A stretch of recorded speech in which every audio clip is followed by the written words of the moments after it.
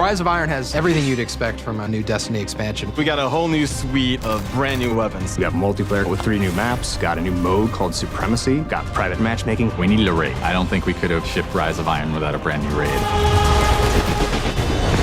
Tons of new armor, tons of new gear. There's a story campaign with characters and cinematics. New public events, new patrols, and new secrets to uncover.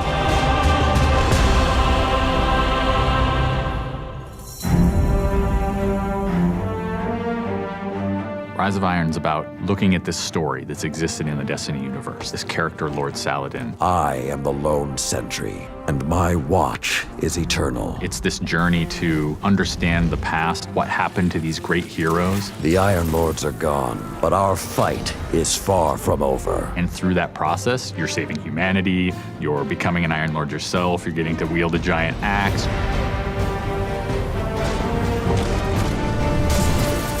The idea of playing through a blizzard is something that we've never tried, and you're going to see that in Felwinter Peak. Felwinter Peak is very interesting because we've never had the player fighting through a social space before. When you walk in there for the first time and the fire's lit and it's just casting glow up onto these 8 heroes, you've been holding their weapons for 2 years. When we can take those elements of Destiny and put them all together into one coherent moment, I think is awesome.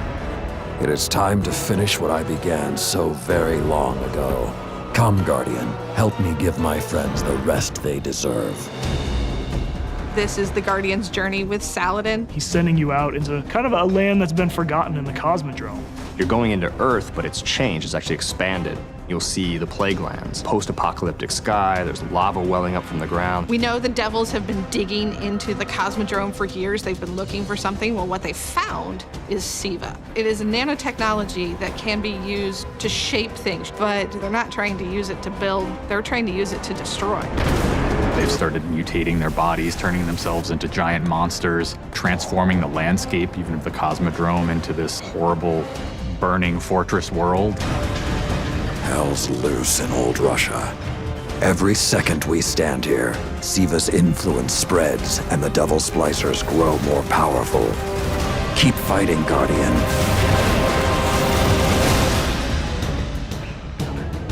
After the campaign finishes, you have patrols that really tell the story of this continued infestation in the land. And we have a new strike that shows just what the Fallen are doing with the SIVA. It's this spooky place called the Wretched Eye. There's this really neat boss encounter. A fallen captain has plucked an eye out of an ogre, affixed it to his weapon, and he's using that to sort of tase you out of your rat hole while this blind ogre just walks around trying to crush you. We also have a few reprise strikes that we're bringing back for players.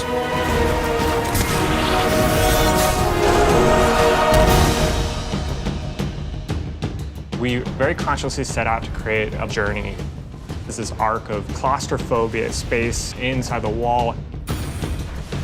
And then you get on top of it, and it's sort of this amazing breath of fresh air.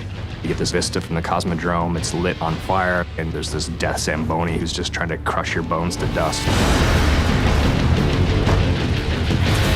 This giant machine with a ball arm, spikes on it. What does it mean in a raid when you got to run? I actually want that tension to exist.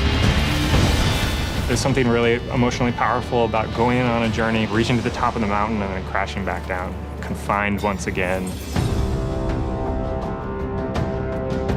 I think players had a lot of fun when they played Court of Oryx on the Dreadnought, and so we wanted to create a similar type of experience in the Plague Lands, give it this different theme.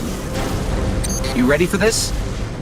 Almost Thunderdome, Mad Max kind of feel where you jump into the ring and the walls get closed off and then it's just fallen start pouring out. Here they come. And you get a giant flaming axe and you just start beating the crap out of guys.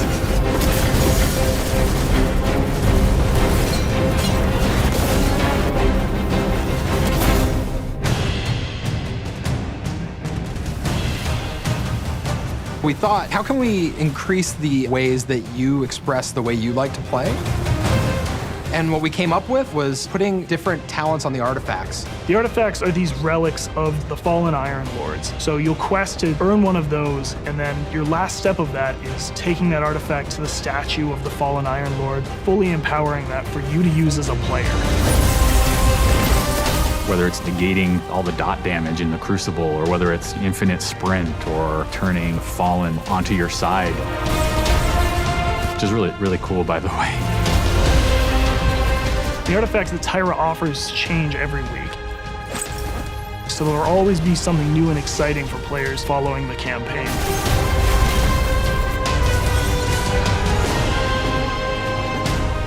When you put snow, everyone thinks of pelts and cloaks and hoods. Wouldn't be a knight's tale without a knight's armor.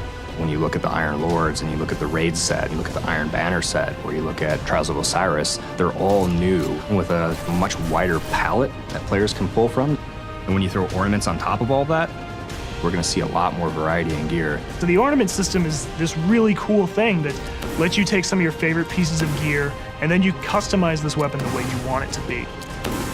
We got your raid weapons, we got your Iron Banner, we got new exotics, old exotics. Do you like sidearms? We got all the sidearms this time around. Gallahorn, enough said. Coming to the Crucible and Rise of Iron is a new game type called Supremacy. Defeat your enemy, claim their crest. It's a fast-paced 6v6 game mode where every kill you get, Guardian drops a crest. Picking up the crest gives you points. Their glory goes to you, Guardian.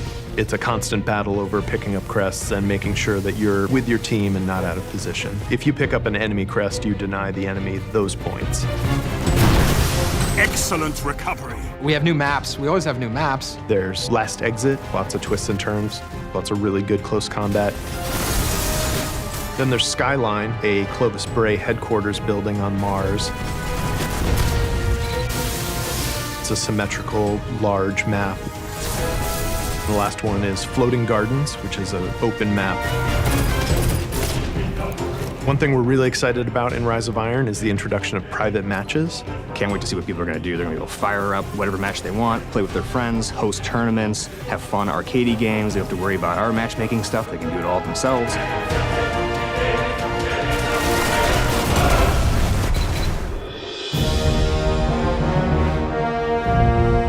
Sometimes when I play and I have headphones on and I'm in that world, I get little chills because it's not just the effects and the amazing graphics, it's the audio that helps reinforce the journey that you're going through.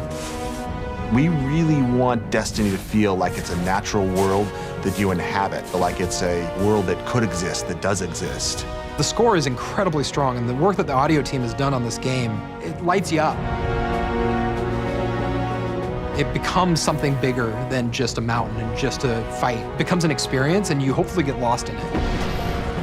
That sense of fun, that sense of adventure, that sense of the unknown, I want to see that translate to our fans and our players. When you see your character at the end of the campaign, I really, really hope that you feel triumphant and proud, like, wow, I'm becoming an Iron Lord.